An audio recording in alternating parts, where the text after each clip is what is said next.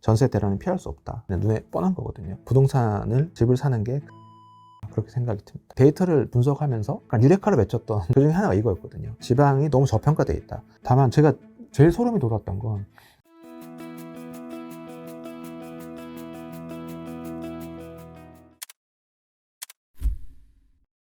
2017년 또는 2019년에 있는 12, 16 대출 규제, 그때도 이제 15억 이상 주택은 대출 금지한다 발표를 했었고, 그런 쪽이랑 비슷하다는 뉘앙스의 의견들을 많이 봤는데, 저는 이제 완전히 같은 흐름으로 갈 거라고는 장담하기 어렵다고 보거든요. 왜냐하면 2017년과 2025년, 지금 우리랑 과거 8년 전은 형성된 버블의 크기가 다르다고 생각을 합니다. 저는 이제 버블의 크기를 이제 주로 전세가율과 주택구입부담 지수로 이제 판단을 하는데, 전세가율은 많이 아시겠지만 이제 매매가에서 전세가가 차지하는 비중, 그래서 이제 전세가율이 높으면 그만큼 이제 버블이 좀 적다고 볼 수 있고, 전세가율이 너무 낮으면 이제 매매가의 버블이 크다라고 볼 수 있는데, 2017년에 서울 전세가율이 70%를 넘어섰거든요. 근데 2025년 8월 기준은 KB 기준으로 이제 52%입니다. 매매가를 떠받드는 전세가의 수준이 2017년이 훨씬 높았죠. 주택구입 부담 지수는 뭐냐면, 예를 들면 서울의 주택구입 부담 지수란 서울의 중간소득 가구가 서울의 중간 가격 아파트를 구입할 때 소득의 몇 %를 주택담보대출 원리금 상환으로 사용하는지를 나타내는 수치인데, 2017년에는 서울의 중간소득 가구가 서울의 중간 가격 아파트를 구입할 때 소득의 26에서 29%를 주담대 원리금으로 썼는데, 2025년은 1분기 기준으로 39%거든요. 차이가 되게 큽니다. 그러니까 소득 대비 주담대 원리금 상환 부담 수준도 훨씬 커졌고, 전세가율도 2017년 대비 2025년이 많이 낮아진 상태이기 때문에 올해가 현재가 2017년 대비는 버블이 어느 정도 껴있는 상태고, 그런 상황에서 같은 규제의 강도가 벌어져도 이제 받아치는 시장의 힘은 버블이 커져 있는 상태에서 약해질 수 있다고 생각하거든요. 따라서 그런 의미에서 봤을 때 2017년 이후 대세 상승이 왔는데 2025년 이후 단기간에 유의미한 상승이 오기에는 좀 무리가 있지 않을까, 이런 생각이 듭니다. 사실 버블의 크기가 계속 커져 있기 때문에, 사실 수도권 버블이 딱 꺼진 게 2009년이었거든요. 그때 2009년에 어떤 일이 있었냐면, 전세가율이 서울 기준으로 40% 밑으로 가면서 역대 최저 전세가율, 매매가랑 전세가의 갭이 역대 최대였고, 주택구입 부담 지수도 굉장히 높았습니다. 그러니까 그런 상황에서 버블이 꺼지니까 지방으로 갔고, 그러면서 수도권이 공급이 감소했음에도 4년간 대세 하락의 길을 걸었거든요. 근데 다만 지금은 그때랑 똑같다고 또 보기도 어려운 게, 버블은 커져 있으나 향후 공급 감소폭이 2009년, 2013년보다 더 크거든요. 버블을 용인하는 그러한 시장 상황이 만들어지는 거거든요. 그러니까 소위 말하는 그 시장에서 흉작이 들이닥치면 농작물이 가격이 올라버리죠. 근데 그게 정상가는 아니거든요. 그러나 흉작이 왔기 때문에 농산물 가격이 비싼데, 흉작이 계속되면 그냥 비싼 채로 가는 거예요. 그 공급이 정상화되기 전까지는 비싼 채로 유지되는 게 현재의 상황이라고 좀 생각하고 있습니다. 사실 공급이 다는 아니거든요. 왜냐하면 국토연구원에서 올해 5월에 발표한 바에 따르면 수도권 부동산은 유동성이 중요하고 지방 부동산은 공급이 중요하다는 말을 했습니다. 실제로 저도 비슷한 분석을 한 적이 있었는데, 유동성이 풍부한지 조이는지 이거의 수도권 부동산이 중요한 거고요. 공급이 감소하더라도 2009년부터 2013년까지는 공급이 감소했는데 집값이 많이 빠졌습니다. 수도권의 기준은 전세가율과 주택구입 부담 지수로 봤을 때 버블이 컸기 때문이거든요. 그렇지만 2009년부터 2013년까지 공급 감소폭이 그 전해에 비해서 약 마이너스 30%라면, 지금 2026년 이후의 공급 감소폭은 그보다 더 많은 마이너스 40% 이하로 공급이 줄기 때문에, 공급이 정상화되기 전까지는 오버슈팅이 계속될 것이다. 현재로서는 좀 시장에 미치는 영향은 크다고 좀 볼 수 있을 것 같습니다. 분양가가 엄청 오르고 있다라는 얘기를 많이 접하셨을 겁니다. 실제로 2024년 분양가 상승률이 관련 통계가 집계되기 시작한 2015년 이후 최대치거든요. 가장 많이 올랐고, 실제로 어떤 일이 벌어졌냐면 10년 내 처음으로 평균 분양가가 서울의 기축 평당 매매가를 추월했어요. 그러니까 분양가가 매매가보다 높아버렸거든요. 사실 그렇게 된 이유는 뭐 금리 문제도 있고 인건비랑 자재비가 다 오르면서 분양가를 안 올리면 집을 지을 수 없는 상황이 되는 거죠. 게다가 이번에 이재명 정부가 출범하면서 이제 공사 안전 관리에 대한 얘기가 많이 나오고 있고, 이 공사 안전 관리를 강화하면 역시 이제 공기가 연장되고 비용이 더 오를 겁니다. 이것도 분양가 인상 요인이고요. 여기서 문제는 이제 기축주택이 안 오르면 분양가를 올릴 수 없는 거죠. 왜냐하면 기축주택이 안 오른 상태에서 분양가만 올라가면 신축을 분양받을 유인이 줄어들기 때문에, 다시 말해 분양이 늘어나려면 집값이 올라야 되는 거죠. 집값이 많이 떨어진다. 그럼 분양가를 올릴 수 없게 됩니다. 그러면 공급이 위축이 되는 거죠. 집값이 만약 일시적인 조정이 온다 해도 크게 흔들릴 필요가 없는 것은, 집값이 떨어지면 공급도 줄어들게 되거든요. 그럼 지금 안 그래도 공급이 적은데 공급이 더 줄어들면 집값은 일정 수준 다시 오를 수밖에 없게 됩니다. 공급이 줄어들기 때문에. 그렇기 때문에 이것이 올해 이제 기축 매매가가 급등한 원인 중에 하나라고 생각을 하고 있습니다. 저는 2026년이 굉장히 중요한 해라고 보고 있거든요. 시장의 흐름을 뒤바꿀 만한 변수가 많이 쌓여 있다고 보여집니다. 왜냐하면 많은 분들이 수급만 바라보고 계시지만 수급을 뒤흔들 만한 변수가 있는 게 뭐냐면, 첫 번째는 주택임대사업자 만기 물량입니다. 2018년에 한 해에만 14만 8천 명, 38만 2천 가구가 주택임대사업자로 등록이 됐거든요. 당시 정부에서도 그걸 유도했고요. 근데 임대주택 재고를 봤더니, 아파트만 대상으로 봤더니 민간임대주택 아파트가 2026년 약 57만 호에서 2023년 48만 호로 좀 감소를 했습니다. 그런데 여전히 많이 있고요. 각 지역별로 전체 세대수 대비 임대주택 비율을 보면 울산, 대구 1%, 대전 1.29%, 인천 2.2%, 부산 2.4%, 경기도 3.1%, 서울 3.4% 순으로 났습니다. 주요 시는 임대 비율이 낮은 거예요. 전체 세대수 대비. 근데 도들이 높은 겁니다. 보면요. 전라남도 전남 16.9%, 강원도 6.4%, 충남 6.1%, 전북 5%. 그러니까 이 말이 즉슨 주임사 물량이 풀리면 이것이 매물로 출회가 되면 주요 시보다 도가 타격을 더 많이 받을 거라는 얘기입니다. 여기서 변수가 보유세거든요. 이재명 정부가 출범을 했고 현재로는 세금으로 집값을 잡지 않겠다고 얘기를 했으나 참모들은 또 다른 얘기를 하고 있습니다. 저는 보유세가 올라갈 가능성이 높다고 생각되거든요. 이재명 정부가 굉장히 확장 재정 정책을 쓰고 있고 결국 어딘가에서 세금을 더 필요로 하는데 그것이 이제 보유세를 건드리는 건 시간 문제가 아닐까 싶고, 내가 26년에 이제 만기가 돼서 이제 주택임대사업자가 만기가 돼서 이거를 집을 팔아야 되나 아니면 갖고 있어야 되나 고민이 굉장히 될 거예요. 원래대로면 안 팔 생각을 많이 했을 겁니다. 왜냐하면 향후 공급 감소가 예정되어 있기 때문에 전월세 더 이제 그동안 8년 동안 못 올렸던 거 많이 올려받을 수 있겠네 이런 생각을 할 수도 있고요. 그런데 이제 이재명 정부가 출범을 했단 말이죠. 그러면 이제 보유세를 올릴 가능성이 높다는 걸 인식을 하고 있을 겁니다. 보유세가 강화되기 전에 팔아 마라 그런 고민을 할 거고요. 그래서 저는 이 주택임대 사업자 만기 물량이 풀릴지 안 풀릴지는 오로지 2026년에 이재명 정부가 보유세 강화에 나서냐 안 나서냐에 달려있다고 좀 보여지거든요. 그거에 따라서 시장의 흐름이 되게 많이 바뀔 것 같고, 전국에 투자하시는 분들이 주로 이제 가격이 싼 시보다 도 쪽으로 많이 좀 매수를 하신 것 같아요. 보유세 강화로 다주택자분들이 이제 처분을 할 경우는 주요 시보단 도 위주로 매도할 가능성이 높기 때문에 또 양극화가 더 심해질 우려가 있긴 합니다. 주요 시보단 도 쪽에 매물이 드러나면서 그쪽 집값이 떨어질 수 있고, 또 이분들이 또 집을 팔면 또 돈이 생기잖아요. 그럼 뭘 할 것이냐라고 봤을 때 이분들이 또 포트폴리오를 이제 도 지역을 약간 많이 팔고 핵심지 쪽으로 매수를 하면 또 핵심지와 비핵심지의 차이가 또 더 벌어지는 양극화의 문제가 또 생길 수 있다. 계약갱신 청구권 사용 물량인데, 지금 많은 분들이 2026년에는 공급이 급감하기 때문에 전월세가가 급등할 것이다 라고 예상을 하고 계십니다. 근데 저는 조금 다르게 보는 게, 2020년 8월에 임대차 3법이 시행되면서 전세가가 급등을 했거든요. 임대차 3법을 하면서 많은 세입자분들이 계약갱신 청구권을 사용하면서 시중에 전세 유통 물량이 이제 급감을 해버린 거죠. 그래서 최대 입주 물량이 몰렸음에도 불구하고 전세가가 대략 급등을 한. 사실은 전해 2019년에는 서울의 입주 물량이 4만 6천 호였습니다. 근데 전세가 거의 안 올랐고요. 근데 그 다음에 20년에 5만 7천 호로 11,000호 입주 물량 더 늘어났는데 전세가 급등한 거죠. 임대차 3법 외에는 그 현상을 설명할 길이 없고요. 그럼 거꾸로 2022년 돼서 계약갱신 청구권 사용 물량이 풀리면 이제 전세가가 오를 거라고 또 급등할 거라고 많은 분들이 예상했지만 전 다르게 봤거든요. 그 이유는 2020년에 계약갱신 청구권을 사용하면서 전세 유통 매물이 씨가 말리면서 이제 전세가가 본질적 가치 대비 급등을 해버린 거예요. 2022년 되면 계약갱신 청구권을 사용한 물량이 시장에 풀리면 다시 공급이 정상화되는 거거든요. 그러면 다시 본질 가치로 돌아오는 개념이었기 때문에 올해 22년에는 입주 물량이 줄었지만 전세가가 떨어지는 상황이 발생했습니다. 그런데 24년에는 다시 계약갱신 청구권을 사용하기 시작하면서 입주 물량이 늘었는데도 또 오히려 전세가는 더 올랐거든요.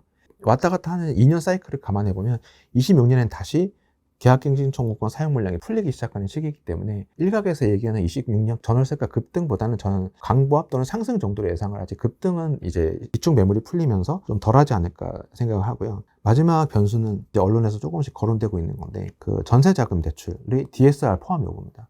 축구장에 바보란 일화가 있거든요. 축구장에서 다 같이 앉아보면 편하게 볼 수 있는데, 이제 흥분하면서 한 명 일어서기 시작하면 제 앞에 사람이 일어서면 안 보이니까 저도 일어서야 되잖아요. 제가 일어서면 뒷사람이 또 안 보이니까 또 일어서고, 앉아서 보나 서서 보나 경기를 보는 효용은 똑같은데 한 명 일어서니까 너나 나나 결국 일어서서 보게 되는, 이게 약간 전세자금 대출이 없었을 때는 너나 나나 형편에 맞는 전세금을 지불하면서 살았는데, 전세자금 대출이 생기면서 내 친구가 전세자금 대출을 받아서 더 좋은 곳으로 전세를 가네? 나도 가야겠네? 전세자금 대출이 급격도로 확대가 됐죠. 전세자금 대출은 지금까지 규제를 안 받았잖아요. 전세자금 대출을 로 인해서 일어난 버블이 아니었던 거죠. 상수였던 거죠. 그런데 전세자금 대출을 규제를 끌어들이면 전세자금 대출이 버블이 상수가 아니게 되면서 시장에 약간 뭔가 변화를 일으킬 수 있는 상황이라고 보여집니다. 다만 진짜 대란은 28년 같아요. 왜냐하면 28년에는 공급도 신축도 적은데 또 계약행 신청권 사용해서 기축 유통 매물까지 틀어막히기 때문에 진짜 대란은 28년이 아닐까 생각을 하고 있습니다. 그걸 메꿀 만한 게 3기 신도시였거든요. 3기 신도시가 원래 계획된 게 26년부터 입주를 개시해서 28년에 입주가 이제 절정에 달하는 계획이었기 때문에 사실 메꿀 수 있었는데 지금 전혀 이제 지지부진하기 때문에 28년에 전세 대란은 피할 수 없다. 좀 이렇게 예상이 됩니다. 결국은 이러한 것들이 전세자금 대출을 규제하는 순간 이제 지금 늘어나고 있는 월세 비중이 더 늘어날 수밖에 없어질 거라 생각되고요. 또 하나는 도교통부 기금 과장이 어느 세미나에서 얘기하셨지만 전세 보증금 반환 보증 비율을 현재 90%에서 70%로 낮춰야 된다 얘기를 해서 그러니까 예를 들면 이제 집값이 5억인 집에 3억 5천 전세에 살고 있는데 지금 딱 전세가를 딱 70%에 맞춰버리면 이제 저는 이제 3억 5천에 전세가가 올라가면 전세 보증금 반환 보증을 못 받는 거거든요. 그러면 저는 다른 집을 찾을 수밖에 없게 되고 집주인 입장에서도 집값이 5억인데 3억 5천 이상 전세금을 올리면 세입자를 못 찾네? 그렇다면 전세가율은 3억 5천을 맞추고 나머지 월세로 돌려야겠네 이런 생각을 하게 될 겁니다. 그렇게 되면 월세 비중, 반전세 비중이 더 늘어나게 되고 지방일수록 지방에 계신 분들 입장에서는 반전세 비중이 올라가면 아무래도 돈을 모을 수 있는 그러한 좀 상실이 되기 때문에 그런 측면도 이제 지방 부동산이 좀 더 활성화되는 게 좀 더 저해하는 요소가 되지 않을까. 사실은 전세가율 70% 넘어가는 곳은 다 지방입니다. 수도권은 아니거든요. 그 말인즉슨 그 제도를 시행하면 안타깝게도 또 지방 부동산이 또 흔들리게 되는 거거든요. 또 지방 부동산이 흔들리면 또 역시 이 규제에서도 자유로운 건 수도권이네. 또 수도권으로 또 몰릴 수 있고 정부 입장에서도 제 개인적으로는 양극화에 영향을 미칠 만한 규제에 대해서는 좀 신중할 필요가 있지 않나 생각이 듭니다. 과거 사이클과 지금 사이클의 가장 큰 차이점은 지금 인구 감소죠. 인구 감소를 하고 있기 때문에 결국은 서울 집중 현상 또는 핵심지 집중 현상이 지속될 수밖에 없거든요. 실제로 일본에서도 같은 사례가 좀 발생이 되고 있고 서울의 집중 현상은 이제 불가피한 현상이다. 이게 우리나라는 현재 약간 좀 과한 상태라고 보여집니다. 괴리가 너무 커졌거든요. 본질적 가치 대비 지방 부동산이 매매가가 너무 안 좋은 상태거든요. 그 말인즉슨 역설적으로 지방의 밸류에이션이 좋아졌기 때문에 볼 때도 감안할 필요가 있다. 제가 하나 눈여겨보는 게 저는 이제 지방 광역시 위주로 보는데 서울 거주자의 지방 광역시 부동산 매수자 추이가 조금씩 늘고 있어요. 사람들이 지금 많이 간과할 수 있는데 분기별로 1200에서 1400명 수준에서 머물던 게 지금 지난 분기는 1700명으로 올라갔습니다. 사실 30% 는 거거든요. 그 말인즉슨 거주자 중에서도 서울 집값은 이미 너무 올랐어. 근데 지방은 너무 싸네? 지방 사도 되지 않냐 하는 비율이 조금씩 올라가고 있는 건 사실이기 때문에 시장의 흐름이 조금씩 미묘하게 바뀌고 있다는 부분도 좀 말씀을 드리고 싶습니다. 서울 거주자들 중에서 지방이 너무 싸졌기 때문에 지방 중에서 핵심지는 이미 매수세가 가고 있다고 좀 판단이 됩니다. 핵심지라 하면 사실은 제 개인적인 기준으로는 각 지역의 상위 20% 가격 아파트를 핵심지라고 저는 생각하거든요. 서울 같은 경우는 지금 KB 부동산 기준으로 약 30억 이상을 주택을 이제 핵심지라고 보고 있고요. 그 수준 상위 20% 수준이라고 보고 있습니다. 근데 여기서 재밌는 건 서울도 서울 나름이라 생각하거든요. 서울도 2인 이상 가구는 감소하고 있어요. 2인 이상 가구가 아파트의 주요 수요자라고 봤을 때 2인 이상 가구가 감소하고 있다는 건 서울의 외곽 지역도 이제 인구 감소에서 안심할 수 없는 상황이라고 보여지는데 그러한 현상이 반영된 것인지 2020년 좀 지나서부터 서울의 중간 가격대보다 경기도 상위 20% 아파트 가격이 추월해서 지금 더 벌리고 있거든요. 서울은 무조건 핵심지야라고 생각하면 안 되는 게 이미 서울 중간 가격대보다 경기도 상위 20%가 추월하고 있는 건 각 지역의 핵심 지역의 힘을 발휘하고 있다는 걸로 보여지기 때문에 서울에 집착하더라도 그 지역에 따라선 다를 수 있다는 얘기를 좀 하고 싶습니다. 이게 무책임하다고 생각했거든요. 좀 극단적인 예지만 2009년에 서울에 집을 산 분들은 원금이 2016년에 돌아왔거든요.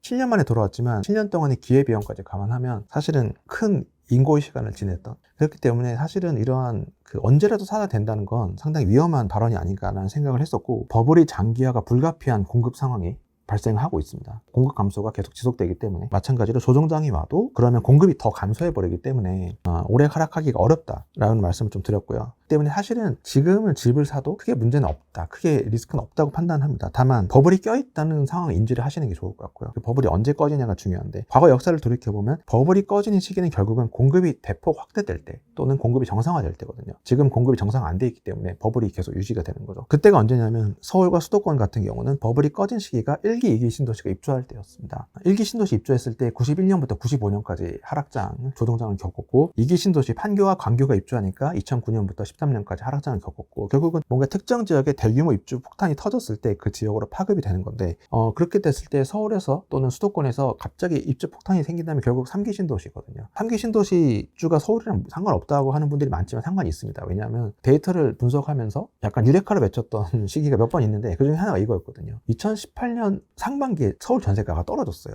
근데 대부분 간과를 하셨는데, 저는 어디서 발견했냐면 동탄 신도시 2기 신도시가 2015년부터 입주를 시작했거든요. 동탄 2신도시가 입주를 시작하는데 2015년, 16년, 17년 계속 입주를 하니까 동탄이 위치한 화성시가 그걸 못 견디고 2017년 1분기부터 전세가가 떨어지기 시작합니다. 2분기에 그 위에 수원시가 빠지고, 그 위에 용인시가 3분기 때부터 빠지기 시작했거든요. 그리고 성남시가 2분기 뒤인 2018년 1분기부터 떨어지기 시작합니다. 그러니까 동탄 신도시의 입주 물량이 파도를 타고 올라가서 결국은 서울까지 영향을 미친 거예요. 근데 3기 신도시는 아시다시피 훨씬 서울에 가깝습니다. 3기 신도시 입주하면 서울에 반드시 영향을 미칠 수밖에 없는데, 3기 신도시가 입주를 지연되고 있어서 버블이 오래 가는 거거든요. 따라서 버블이 당장 꺼질 리스크는 적다. 다만 3기 신도시가 대거 입주할 때는 조심해야 될 필요가 있다. 동탄 신도시의 경우는 서울에 1년 뒤에 영향을 미쳤기 때문에 3기 신도시는 동탄보다 서울에 훨씬 가깝기 때문에 반년 만에 또 영향이 오지 않을까 좀 생각을 해봅니다.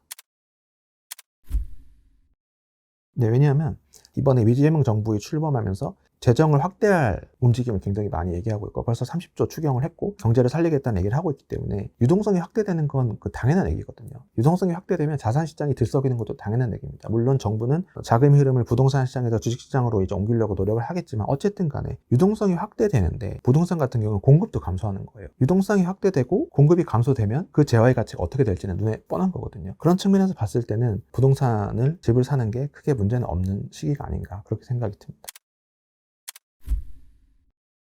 아무래도 관심이 없는 분들이 조심해야 될 실수가, 그 주변에 공급이 많은지 아닌지를 모르고 그냥 내가 여건이 됐으니까 내 집 마련해야지 하는 분들이 종종 있는데, 주변에 공급이 많으면 그 타격을 안 받을 수가 없거든요. 그런 부분을 간과를 하면 안 되는 부분이 하나 있고, 또 하나는 이제 감당하기 힘든 다주택 투자, 예를 들면 금리는 안 오를 거야 라는 생각을 막연히 하면 안 된다고 생각하거든요. 금리는 사실은 어떻게 될지 모르는 요소 중에 하나이기 때문에, 금리가 안 오를 거라는 막연한 생각을 가지고 좀 무리한 연끌을 했다가 좀 타격을 받은 분도 종종 있었기 때문에, 내가 감당할 수 있는 수준에서 워스트 케이스를 감안해서 구입을 해야지, 그거를 낙관적으로 구입을 했다가 시중금리가 올랐다거나 뭐 그런 문제가 생기면 낭패를 보기 때문에, 그런 부분은 좀 공급이나 금리 상황은 조심해서 좀 바라볼 필요가 있다고 생각을 합니다. 각자의 라이프 스타일이 있기 때문에 옳다 그르다 말할 수 없는데, 주로 그런 분들은 저는 그 몸테크를 한 분들, 급상승을 한 경우는 대부분 몸테크를 한 분들이었다고 생각하거든요. 상급지 입성 마지막 기회가 온다라는 책에서 제가 주장했던 부분인데, 그때 그렇게 봤던 이유가 2025년에는 사실은 둔촌 올림픽 파크 포레온, 이문, 레미안, 라그란데, 장위 자이 레디언트, 반포 메이플 자이 등 입주가 되게 많거든요. 올해 헬리오시티가 2018년 12월 말에 입주를 시작해서 그동안 서울의 입주 물량이 13,500였거든요. 그때 시장이 좀 출렁했어요. 근데 둔촌 올림픽 파크 프로연과 그 이후 6개월 동안 입주 물량이 23,000호로 약 2배 가까이 되거든요. 입주 물량이 거의 2배 정도 늘어나기 때문에 그때 시장에 출렁거림이 있을 것이다. 전통적으로 강남 3구 입주 물량이 많은 해가 또 시장이 좀 출렁거렸어요. 강남 3구 입주 물량이 2025년이 또 많았습니다. 왜냐하면 또 연말에 잠실 쪽에도 입주 물량이 있고, 그래서 2025년에 시장이 흔들릴 거라 봤고, 그렇기 때문에 그때 이후에 16년 이후에 공급이 급감하고 또 금리 인하랑 공급 감소가 겹칠 수 있기 때문에 25년에 좀 상급지 갈아타기가 좋을 것이다. 어쨌든 직주근접이 중요해질 수밖에 없는 게, 물론 1인 가구도 많지만 결혼을 하게 되면 여성의 학력이나 고용률이 더 높기 때문에 맞벌이 부부가 더 늘 수밖에 없는 거죠. 갈수록 더 직장인이 한 명 있을 때보단 2명 있을 때가 더 직주근접이 가치가 더 중요해지기 때문에, 저는 그래서 매년 그 출근 시간대 하차 인원을 매년 뽑고 있거든요. 20개역을 좀 봤더니 가산 디지털 단지, 서울역, 선릉, 여의도, 역삼, 강남, 시청, 삼성, 을지로 있고 잠실 순이었거든요. 그래서 이들 역들이 일자리가 많다는 것이기 때문에 이 역들에 대해서 접근성이 뛰어난 곳을 좀 중요하게 보실 필요가 있다는 말씀을 드리고 싶고요. 경기도도 마찬가지입니다. 경기도는 지하철이 다 깔려있지 않기 때문에 저는 상용 근로자로 봤는데, 상용 근로자는 이제 4대 보험이 적용되는 상용 근로자가 많은 곳이 수원시, 화성시, 용인시, 고양시, 성남시 순이었습니다. 이들 지역에 대한 접근성이 높은 곳들로 매수 또는 주거지를 마련하실 필요가 있다고 생각이 듭니다. 그렇게 뭔가 확 떨어져 있는 부분들도 있으시더라고요. 이런 경우에는 보통은 제 주변에 보면 여성의 직장에 가까운 쪽으로 주거지를 많이 삼기 때문에 그쪽에 가중치를 두고 판단하는 게 좋을 것 같아요. 그게 정신적으로도 편할 겁니다. 새겨 들으시기 바랍니다. 서울 거주자도 지방광역시를 좀 매수하는 사람들의 숫자가 늘고 있거든요. 그런 부분도 좀 눈여겨보실 시장의 추이 같고요. 이제 2008년과 지금을 좀 비교해보고 싶은데 2008년은 서울과 지방광역시의 차이가 과거에 가장 커졌을 시점이거든요. 이때 버블이 터지자 수도권은 공급 감소에도 불구하고 계속 떨어졌고 지방은 올랐단 말이죠. 저는 그거는 이제 지방의 밸류에이션이 2008년에도 좋아졌기 때문이라고 할 수 있는데 실제로 전세가율을 보면은 서울이 2004년 1분기에 50%였는데 2008년 4분기에 39%까지 떨어졌고요. 광역시는 2004년 1분기 67%였는데 2008년 4분기 66%로 거의 안 떨어졌습니다. 그러니까 서울은 전세가율이 많이 떨어졌는데 지방 광역시들은 안 떨어진 거죠. 그러니까 버블이 없었다. 지방 광역시는. 주택구입 부담 지수도 서울은 중간 소득 가구가 살 때 29%의 소득을 주담대 원리금으로 썼는데 2004년에는 2008년에 40% 썼거든요. 근데 지방은 2004년에도 13%였고 2008년에 13%였어요. 그러니까 버블이 하나도 안 커진 거예요, 지방은. 또 하나 눈여겨볼 건 GRDP입니다. GRDP가 뭐냐면 국가 간 경제 규모를 볼 때 이제 GDP 얘기하잖아요. 이제 지역별 총생산은 GRDP거든요. 지역의 경제 규모를 보면 서울이 최근 5년간 GRDP가 연평균 3.9% 늘었거든요. 경기도는 3.6% 늘었어요. 근데 지방광역시는 3.8% 늘었습니다. 생각보다 경제 GRDP 규모가 비슷하게 된 거예요. 그런데 서울이나 수도권 대비 지방 집값은 너무 떨어져 있죠. 그 말인즉슨 지방이 너무 저평가되어 있다. 지방은 사실은 상승으로 전환할 수밖에 없는 수급 상황이 되고 있다고 생각해요. 지방은 입주 물량과 전세가에 민감하다고 했습니다.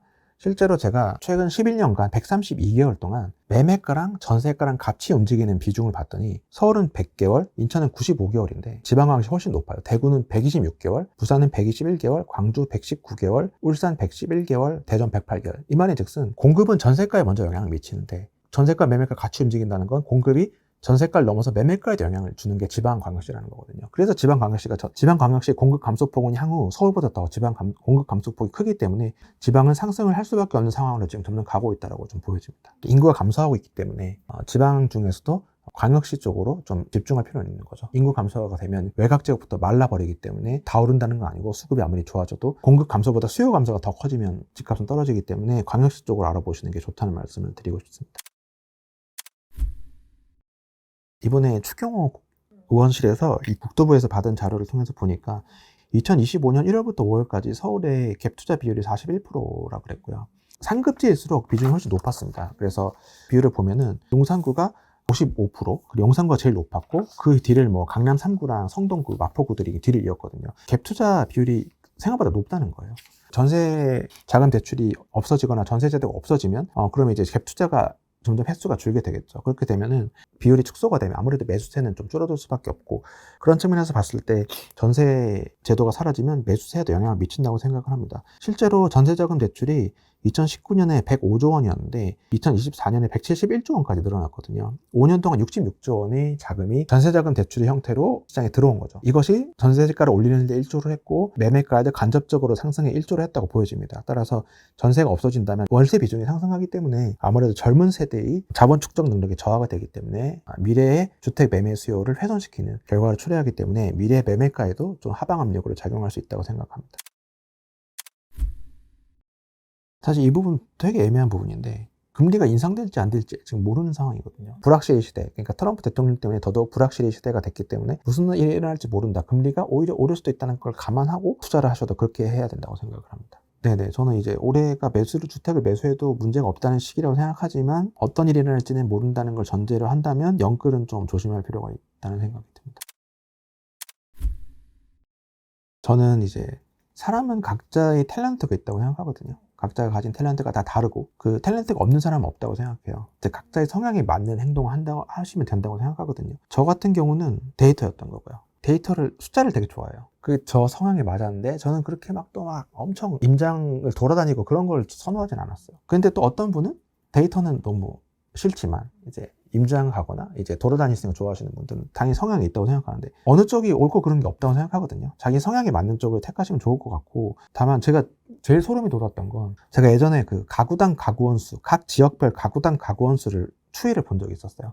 가구당 가구원 수는 다 줄고 있거든요. 왜냐면 1인 가구가 드니까. 근데 가구당 가구원 수가 조금씩 줄고 있는 곳은 중대형 수요가 있는 곳이라고 본 거죠. 가구당 가구원 수가 빠르게 주는 곳은 중대형 수요가 없는 거예요.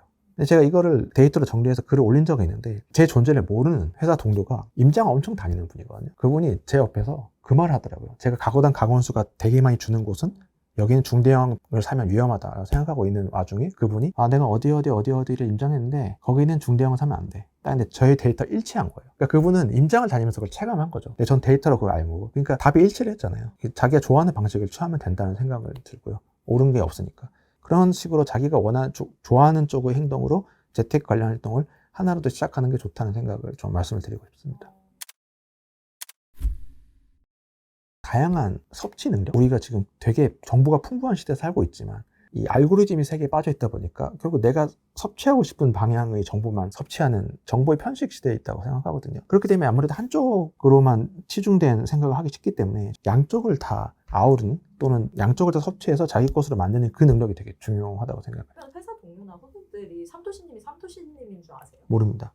진짜요? 모르고 그래서 저도 모르고 오버할 때가 있어요. 그러니까요. 괜히 개입해서 했다가 관심 없는 줄 알았더니 많이 안 해. 그럼 그때부터 입을 닫고 막 그러거든요. 말을 안 해도 제 목소리만 듣고 보고 알아채는 후배도 있어요.